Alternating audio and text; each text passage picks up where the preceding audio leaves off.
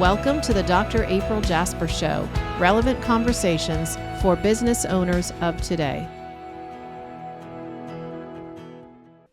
We are grateful to have OcuSoft as a sponsor of our show. Since 1986, OcuSoft has served the community with a unique selection of proprietary brands, from dry eye care and protection with Retain line of artificial tears to eyelid hygiene with OcuSoft Lid Scrub eyelid cleansers essential for maintaining healthy eyes. Zoria Skincare from OcuSoft offers revolutionary products for people with sensitive skin and eyes. Thank you to OcuSoft for being the #1 doctor-recommended brand of eyelid cleansers and providing patients and doctors with products and supplies to continue to keep our eyes healthy. Welcome, everyone, back to the Dr. April Jasper Show. And I've heard, Allie, that people really like seeing us together. I can't imagine why. No, I could never understand that. I don't understand. So for those of you who haven't seen this way of doing things, basically what we've done is we've created this special type of podcast where we call it For Students by Students. And it's not one episode, it's a series of episodes. And we've done this because Allie's in optometry school, right? Yep. Survived another year so far. I haven't gotten quite through the second year yet, but we're almost done with our winter semester. I'm very excited. And so if you're listening to this in 6 months from now, you want to know, kind of have some perspective on where we're at. So Yes. Allie's been bringing me questions from her fellow students, and I like to call them all my kids. Yes. Yep. She's So- gotten a few more recently. We were at Vision Expo, and I was lecturing, doing the annual jurisprudence lecture for Florida optometrists. which she somehow made interesting, by the way. You should all listen. It's really cool, actually. And prevention of medical errors. I love doing that one as well Yep. because I put my own spin on it. And I think in the end, is it a little bit inspirational? Oh, no, it really is. And I love that you always give us real life stories that have happened. So even as students, it was very, like, we all heard it and we were really hit by it. And we knew, okay, obviously we need to be really aware of what's going on and careful. Yeah, well, it helps you to think about what you're doing. And it goes back to what some of the questions are that you've brought to me from the other students. Yeah. You know, some of them are, why are we doing the things we're doing? And I think one of the takeaways you guys told me afterwards is that, oh, okay, we kind of understand now the reason why we have to learn all the little details Yeah. of what we do as we move into taking boards and that sort of thing. Yeah. But without further ado, let's turn it over to Allie to present me with a question. Yes. Okay. So the next question is really coming from, just so we all know where the inspiration for this question was from. I actually got it from two different students. They both gave me the same similar question where we're all going into we just had spring break. We're going into finals. We're going into our checkouts to where we're having to make sure we pass all of our skills for the semester. It's really stressful because you obviously either pass or fail these checkouts. And I think the failing part really is terrifying sometimes. And then obviously finals. I mean, the ODs I think they've got 8 finals that they're doing over the span of 3 or 2.5 weeks or something. Wow. It's insane. So I think we're all getting really stressed out. We're all just kind of overwhelmed. And so the question theme that I was getting was, how do you handle this? Like, how do you handle all the stress of this? How do you walk into an exam and keep yourself calm and just not burst into tears? Because I've done that once or twice. And it's just hard to not sometimes when you realize the severity of this exam. Because if you fail this exam, you could fail the class. Or if you fail this or whatever, it's just really stressful, I think. So Yeah. I think everyone wants to know, when it gets down to the really stressful moments in optometry school and it just keeps hitting you and it doesn't stop, how do you handle that? Right. Okay. So I'm going to take that apart and I'm going to kind of simplify it in a sense. The question, the answer isn't simple. No. But so let's take the first one. And the first one is, how do you really look at your moments in optometry school that are the most stressful and make it so that you feel like you're not overwhelmed? Is Right. that okay? Yeah, that's good. Then we'll jump into the question of, what do we do Yep. when we sit down to take a test and have that moment of panic? Yeah. So here's what I think you'll find really interesting. And I've done a lot of reading over my 30 years in practice. and have been to many different types of seminars. And some of the seminars I've gone to are really just about how to be a better person, how to have a simpler life in the sense of really not letting anxiety overwhelm you. Yeah. Mm-hmm. So I think that it's a great question because, Allison, it's not going to be over once you finish optometry school. Yeah. You're always just going to trade one kind of concern or anxiety for another. I mean, if you listen to some of our past podcasts, and I know Allison has listened to all of them, there are doctors that I've interviewed who've gone through cancer. There are doctors that I've interviewed who have gone through hurricanes, tornadoes, fires, all kinds of things that can happen in life, losing a loved one. So when those things happen, it always gets you. It always gets you in a spot where you have to then figure out, how do I handle this? What am I going to do when life gets tough? Mm-hmm. And so I think that the lessons you learn in handling optometry school are those that you'll be able to carry on to everything else you do in life. So you ready? Mm-hmm. Yes, I'm ready. Please. The thing you want to be thinking about, and what I think is very helpful, I read a book, I think it was Ben Carson's, Dr. Ben Carson, pediatric neurosurgeon. Mm-hmm. You know who he is. Yeah. And I remember reading his first book, and he talked about how whenever he makes decisions in life, he makes a pros and cons list. Mm-hmm. So let's say you're deciding whether or not you're going to buy a house. You're going to put all the reasons why it's a good idea. Right. And then you're going to have all the reasons why it's a bad idea. Mm-hmm. And then you can actually make a legitimate or a smart decision as to whether or not you're going to do something. So that helps you in decision making. The other thing you can do is when you have something going on in your life, I oftentimes like to say, okay, what's the worst thing that could happen? What's the best thing that could happen? Right. Mm-hmm. And even though it feels like this is so overwhelming, I'm going to never make it through it, you will. Yeah. And one of my favorite phrases, whether other people judge me for it or not, when you get in the middle of something very, very difficult, I've been known to say to myself, this too shall end.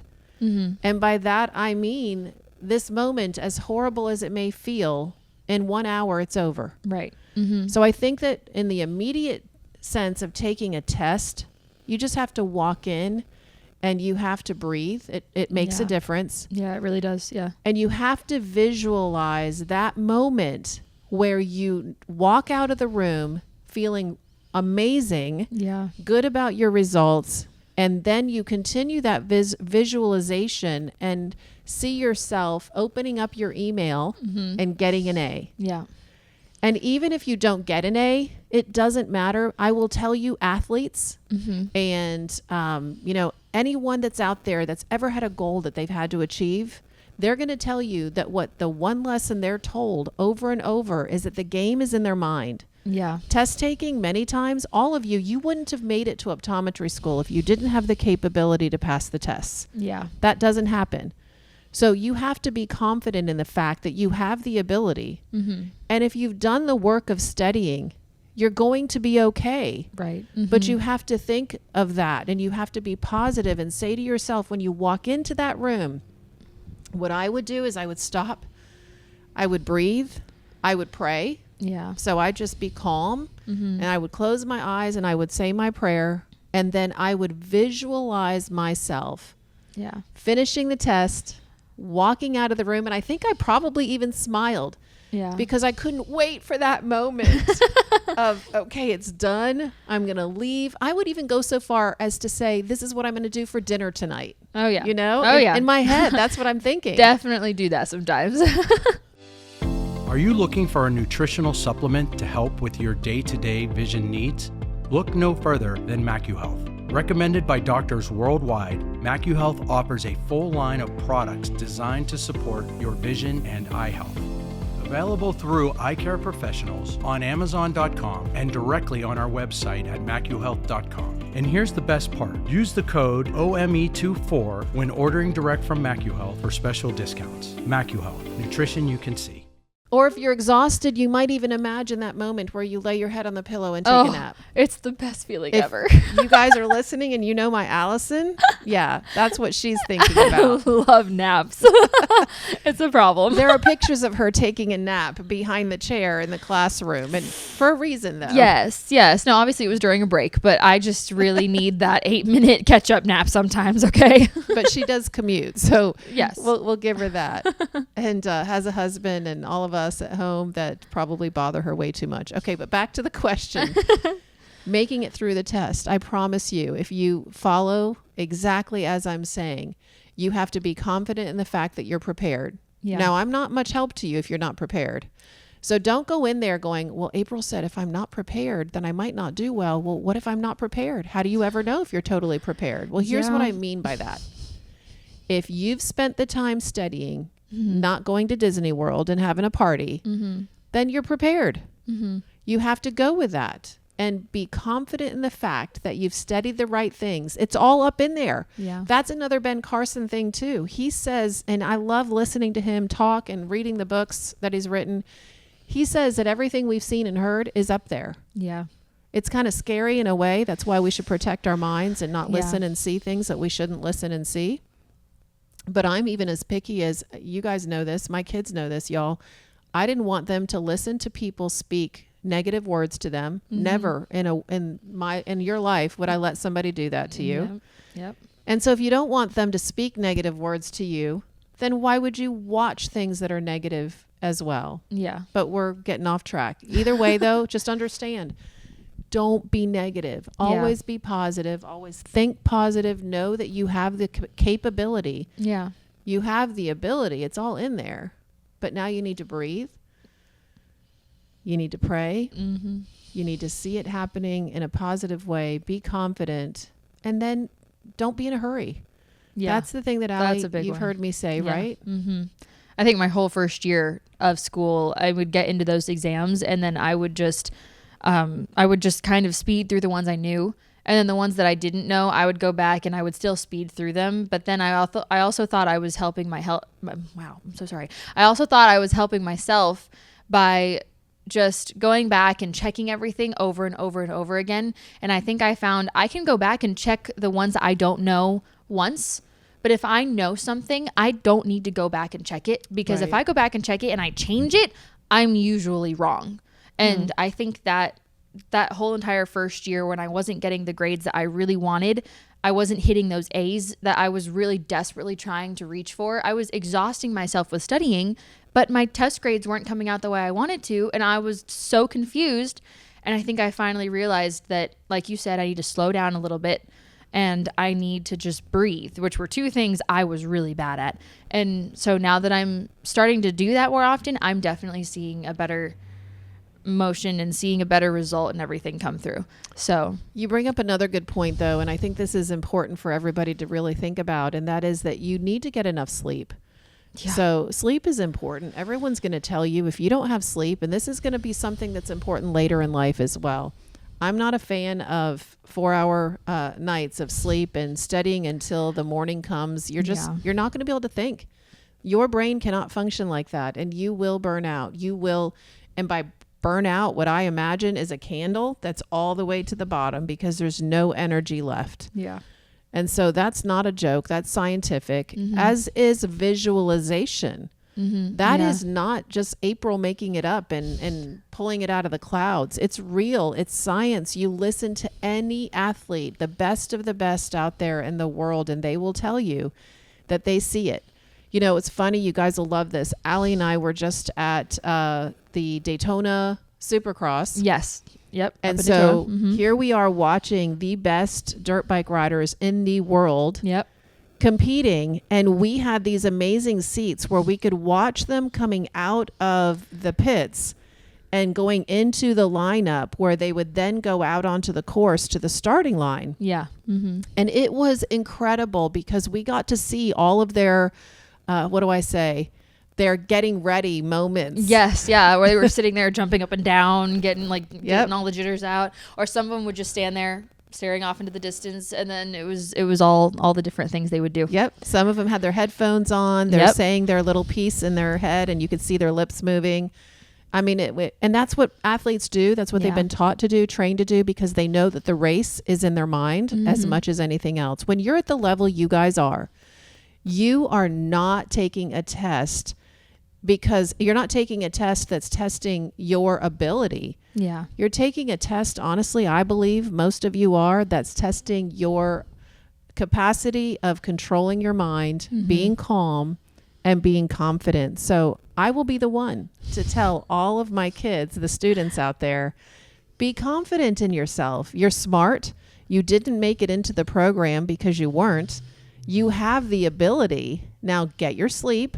Don't waste your time studying. Studying is important. Don't waste your time doing other things. And then once you walk into the room to take a test, just sit tight, relax, breathe, say your prayer, or think your thoughts of visualizing success and achievement and that A+, and maybe even imagine what it's going to be like when you walk out the door and you take a moment to yourself. But those are the things you have to do to truly be successful in test taking, and you'll find it's the same stuff that you'll need to be successful later on, even dealing with patients. Yeah. Breathe. All right, so we talked about the test in the last minute.